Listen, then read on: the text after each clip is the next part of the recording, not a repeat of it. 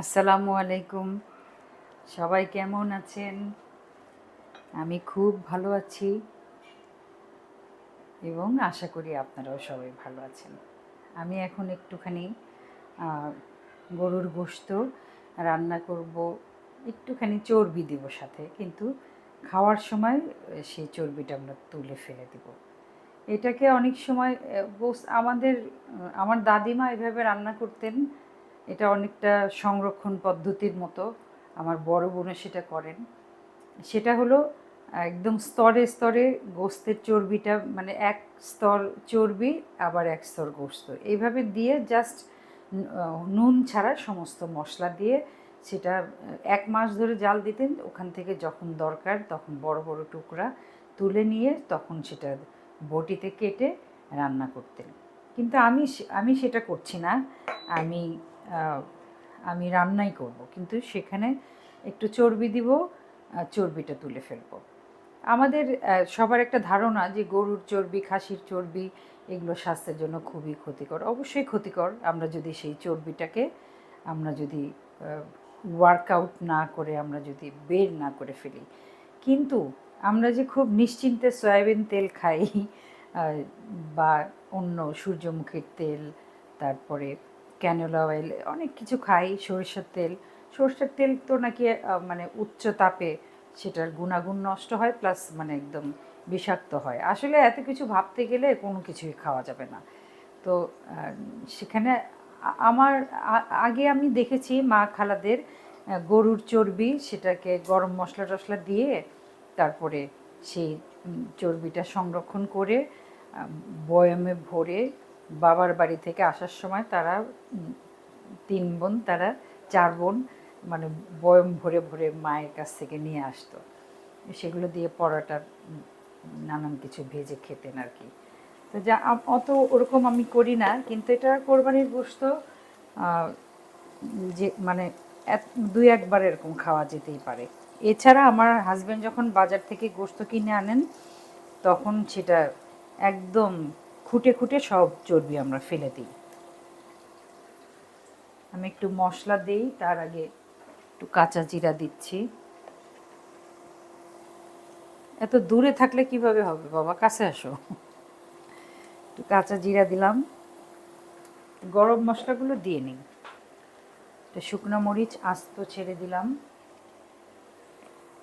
গোলমরিচ দেব, এটাও ভাঙার কোনো দরকার নাই।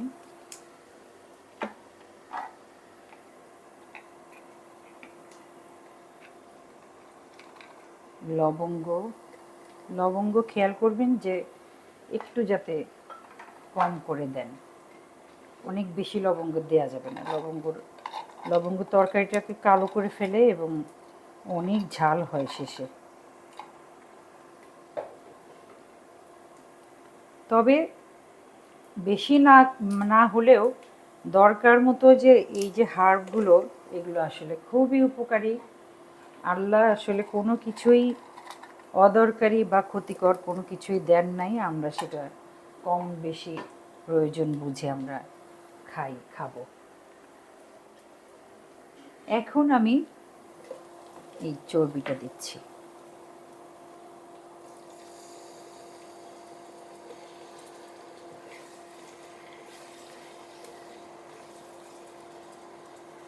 এটা একটু গলা পর্যন্ত অপেক্ষা করি। গলা মানে কি, এটা গলে গলে তো তেল বের হবে, তারপরে আমরা সেই এরপরে যেটা থাকবে সেটা তুলে ফেলে দেব। তারপরে রান্না হলে যখন ঠান্ডা হবে, জমে যাবে, তখন উপর থেকে সেটাও তুলে ফেলে দেব। কিন্তু আসল উদ্দেশ্য হলো যে চর্বির যে একটা সুবাস আছে, সেই সুবাসটা যাতে গোশতের মধ্যে ঢোকে, এইটাই হলো কথা। এই ছাড়া এই রান্নার আর কোনো স্পেশালিটি নাই।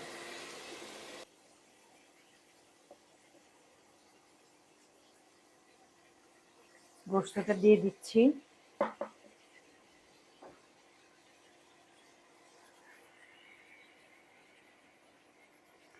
আরেকদিন গোশত রান্না করার সময় একজন কমেন্ট করলেন যে রক্ত সহ দিলেন।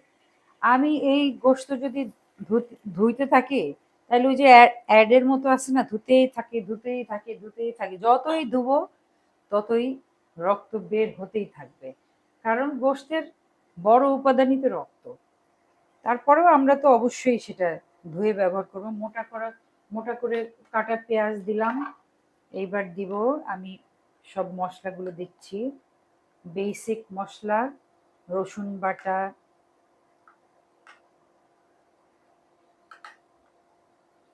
2 টেবিল চামচ মতো। গরম মশলা তো আগেই দিয়েছি। এটা আদা বাটা। আদা বাটাটা একটু ঘুটে নিতে হয়, নাহলে নিচে আদার স্টার্চ পড়ে থাকে, ওখানে স্বাদটা অনেকটা চলে যায়। একটু গোশতে একটুখানি আদা বাটা বেশি দেই, মানে রসুন বাটার চেয়ে আদা বাটাটা বেশি থাকে। জিরা বাটা,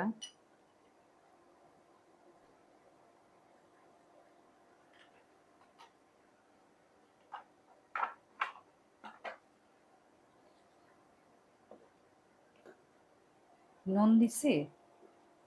হুম। নুনের ফ্রাস্ট্রেশন আমার কোনো দিন যাবে না। হলুদ, ক্ষেতের হলুদ, গর্বিত রাঁধুনি আমি। একটুখানি ধনিয়া গুঁড়া, গুঁড়া মরিচ এবং নুন।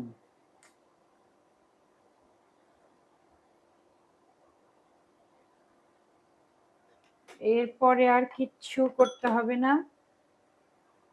আমি একটা ঘুম দিব, এসে দেখবো আমার গোশত হয়ে গেছে।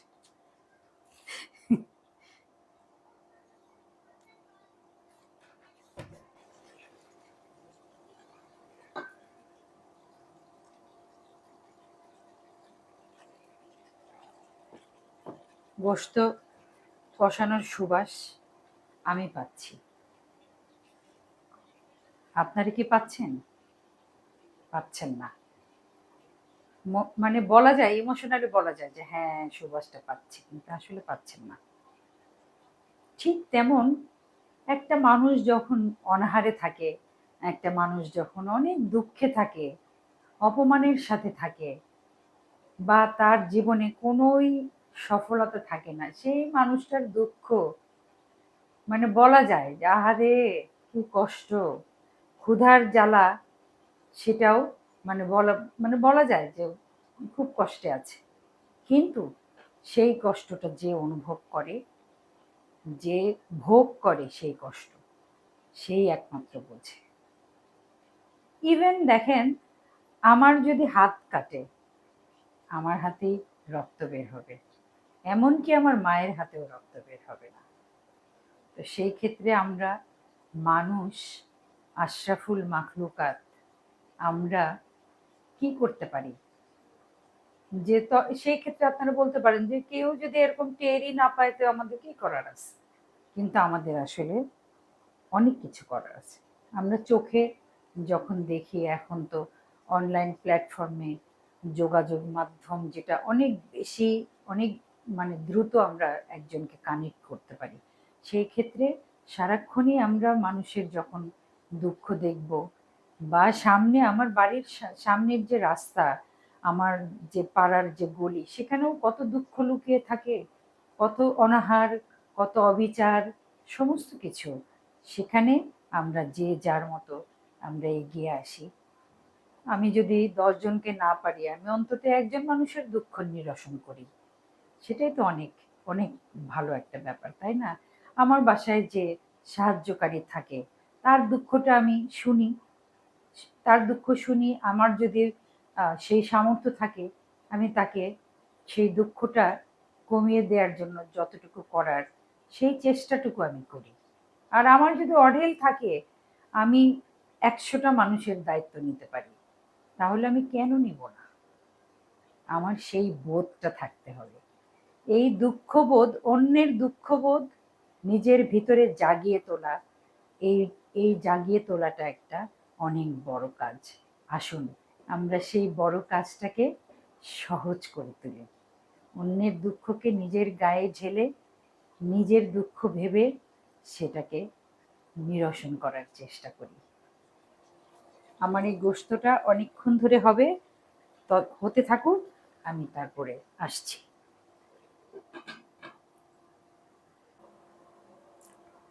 যখন রান্না শুরু করেছিলাম তখন একটা কুয়ার মতো এত বড় গর্তওয়ালা হাঁড়ি ছিল।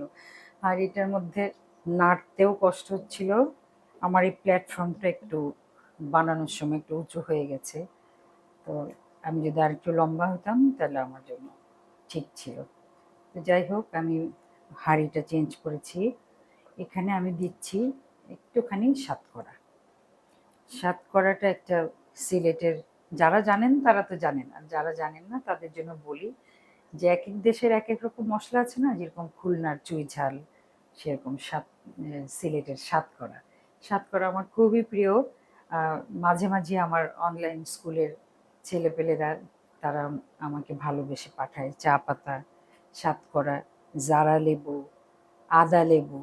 আদা জামির যে এত সুন্দর, মানে আদা আর লেবুর একটা গন্ধ, মানে একদম অভিজাত একটা গন্ধ। এই সাতকরাটা এটা টুকরো করে ফ্রিজে রেখেছিলাম। এটা আমার জন্য এনেছে মিরানা রহমান মিতা। ওর স্কুলের নাম মেঘ। এটা আমার জন্য একটা এত বড় একটা জারা লেবু, আর একটাই আমি বলেছিলাম যে একটা লেবুই এনো। রোজার মধ্যে এসেছিল আমার কাছে, তো সেটা আমি একটু মাঝে মাঝে এখনো আছে, মাঝে মাঝে দিয়ে খাই। এটা দেওয়ার সাথে সাথেই সিদ্ধ হয়ে যাবে এবং খুবই সুন্দর একটা অন্যরকম সুবাস হবে। এটা একটা বলক আসলেই আসলে সাতকরাটা সিদ্ধ হয়ে যাবে। আমি সেই সিদ্ধ হওয়া পর্যন্ত আছি, একটু ঢেকে দিচ্ছি। আর আরেকটা হলো একটুখানি কাঁচামরিচ দেব শেষে, কাঁচামরিচ। আর এই যে একটু বেশি তেল দেখতেছেন, এই যে চর্বিটা প্রথম দিয়েছিলাম, যে এই যে চর্বি, এগুলো তুলে ফেলবো। এগুলো অবশ্যই খাবো না, এগুলো তুলে ফেলবো। আমি একটু ঢাকা দিই। এটা কি এটার ঢাকনি না?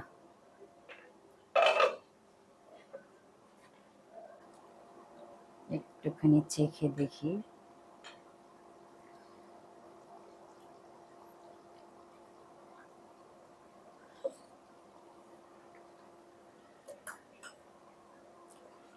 সাতকরার সুবাস একদম ছড়িয়ে গেছে এবং সাতকরাটা সেদ্ধ হয়ে গেছে।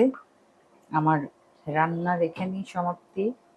ঢাকনা দেই এবং জালটা কমিয়ে দিই, একটু দমে থাক। আপনারা না, মানে আমি, কথায় আছে যে বাচ্চারা না কানলে মা বুকের দুধ দেয় না। বাচ্চা না কানলে মা দুধ দেয় না। তো সেখানে আমি যদি কিছুই না বলি তখন তো আপনারা ভুলেই যাবেন সাবস্ক্রাইব করতে। এত ধীরে ধীরে সাবস্ক্রিপশন বাড়ছে যে মানে আমার নিজের কাছে নিজের উত্তর দিতে লজ্জা পাচ্ছি। আপনারা একটু মানে দেখেন, ভিডিও দেখেন, কথা শোনেন, অনেক ভালোবাসেন। যতটুকু না আমি ভালোবাসার যোগ্য তার চেয়ে অনেক বেশি ভালোবাসেন, সাথে সাথে একটুখানি সাবস্ক্রাইব করবেন।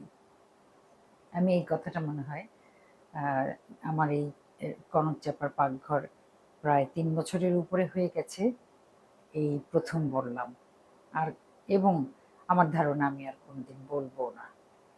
যাই হোক, আপনারা ভালো থাকেন, ঘরের খাবার খান। আল্লাহ আপনাদের সবাইকে ভালো রাখুক এবং আমার জন্য দোয়া করবেন। আজকে এ পর্যন্তই। আসসালামু আলাইকুম।